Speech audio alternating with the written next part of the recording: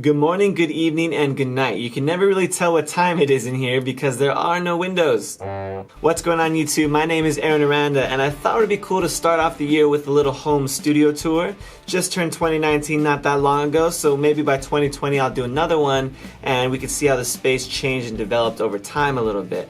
I'll be creating a lot of new content in this area, so you'll also get to know the space that I work with a little bit better.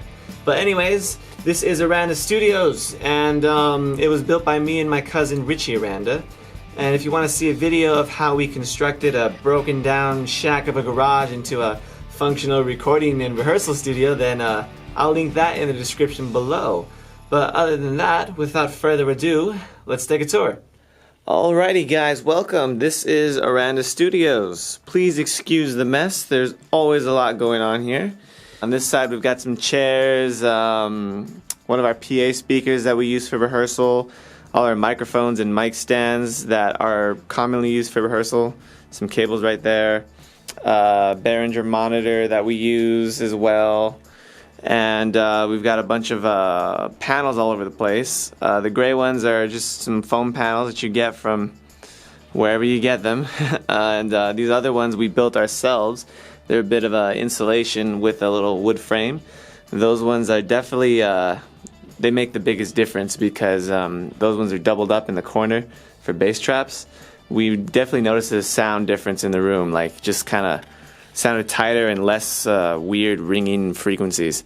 But other than that, we've got some drum stands or whatnot, the drum sets, some random guitars that are just kind of there all the time, bass amp, guitar cabinet. These guys are just always there for rehearsal. And we got the couch and some extra sound blankets under the couch. So we didn't like seal off the door or anything, but like we've got like the garage door behind it with the what's it called, styrofoam insulation, and then these thick sound blankets that were given to me by my friend Jason. Other than that, another PA speaker, another monitor. This is my pedal board that I have kind of just ready to go for when I'm rehearsing with the band, Reasons Above All. And yeah, if you take a look at the roof, the ceiling, we've got an arched ceiling a little bit, some wood framing up there and whatnot, a mask, some random stuff up there, djembe, mini djembe. That blue bag has all of Richie's broken sticks, and as you can see, yeah, more foam paneling and Christmas lights, because ambiance is key for if you're recording and you want to feel good. So on this back wall we've got more panels, and that's pretty much it. Outlets all over the place. Then yeah, the drum sets. Yamaha Stage Custom, really great for recording and live shows as well. Richie doesn't use it live as often anymore. He usually uses it for just recording now. He has a different kit for live. And there's the front again, so this is a drummer view. Over here in this corner we've got our Yamaha keyboard / synthesizer. This is the desk setup, which is the newest addition.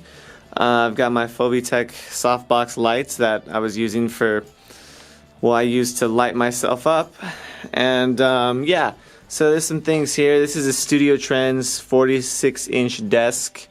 It's got the rack mount units in there, and it doesn't have much. It just kind of has some power conditioners, bass preamp, and this right here is our Scarlett 18i20 interface.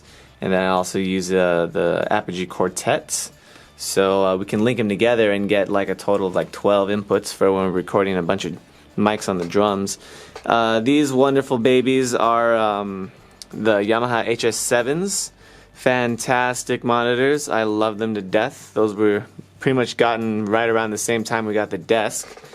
And the setup is good.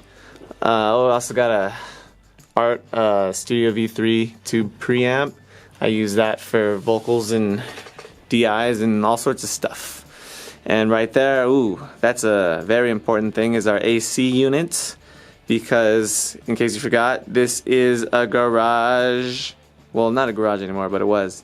But Yeah, no windows in here, so not much ventilation except for getting the AC going and that other fan that's over there. But other than that, we'll have to like open the door. Sometimes we do open this door just a little bit if it's really hot in here in the summer. We kind of let it air out, let out the smell of music. So some of the gear here, my MacBook 2012 is what I kind of use for recording. Richie has another laptop that we also use occasionally, and trash can, which is great. Up here is some interesting stuff, that Reasons Above All stuff. We got our first EP, some custom beer that Brew Rebellion down in San Bernardino made for us, flyer, pins, poster Jimmy. It's kind of like I like to call the wall of achievement, because we've got, oh no, there's a guitarist, Austin Dennison, making the Campus Times at the University of Laverne. And over here to the right of the desk, we've got kind of our storage area that's to be cleaned up a little more, but this is pretty much where we keep everything from microphones to, this is the PA right here, the EMX Yamaha 512 SC.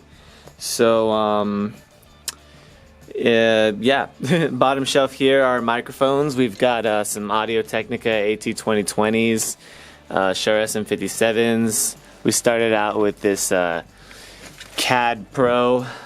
If you know that logo, you already know what I'm talking about.